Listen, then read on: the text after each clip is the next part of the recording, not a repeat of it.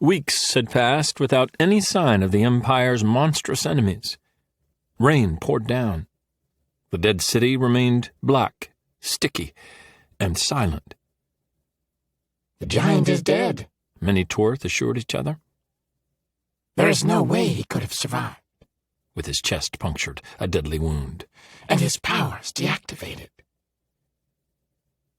Servants of all claimed that they had a reliable way to detect active Yarsunsa.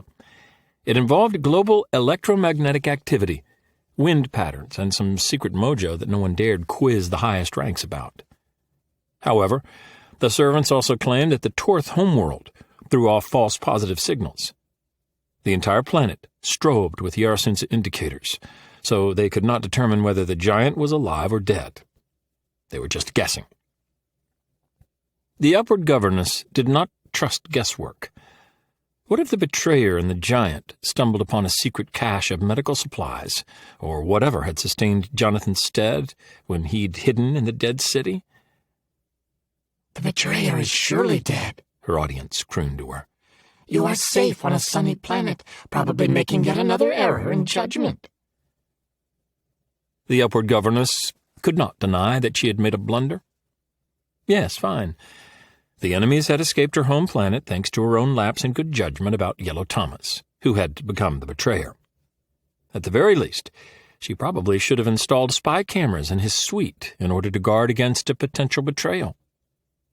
She had trusted her mentee. So yes, every calamity that followed was technically her fault.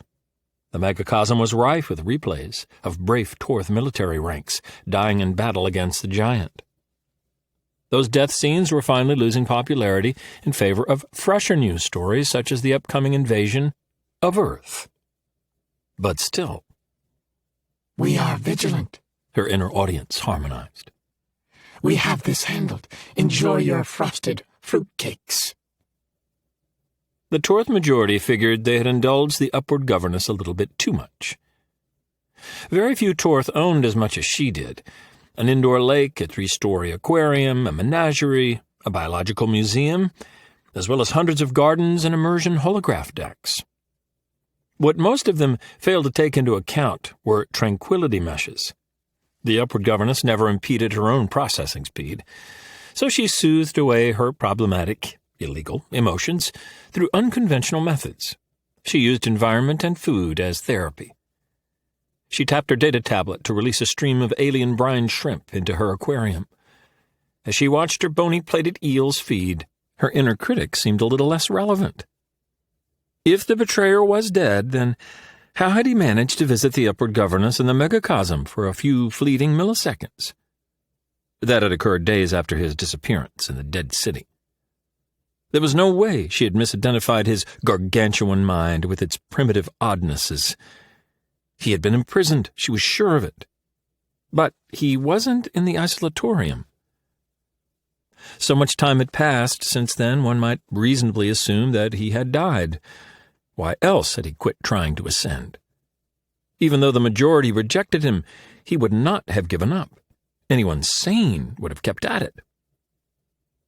But it was best to filter out normal proclivities when trying to assess the betrayer. She had misjudged him before. Another supergenius rolled into the upward governess's audience. "Even if the betrayer lives, so what?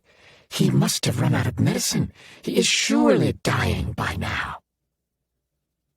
The Death Architect was a dying child, too, of course. She wore her curly hair and pigtails tied with ribbons. Smart Torth filtered out that detail, as well as her frail, underdeveloped body and young age. In the ecosystem of minds, the Death Architect was a ripe supergenius. She was more than 11 years old in human years, which, given her memory and processing speed, made her a whale in comparison to nearly everyone else, essentially small fish and plankton. The upward governess thought of her young competitor as more of a shark, a megalodon of unknown size and strength. Like any bottom feeder, the Death Architect preferred the murky depths of esoteric scientific discussions, except when she was spying on her fellow supergeniuses.